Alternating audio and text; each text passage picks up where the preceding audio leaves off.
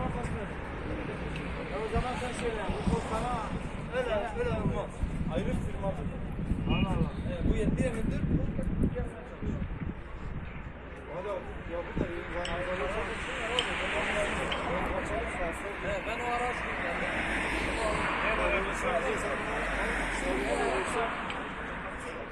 Sigara soktuğuna yapmıyor.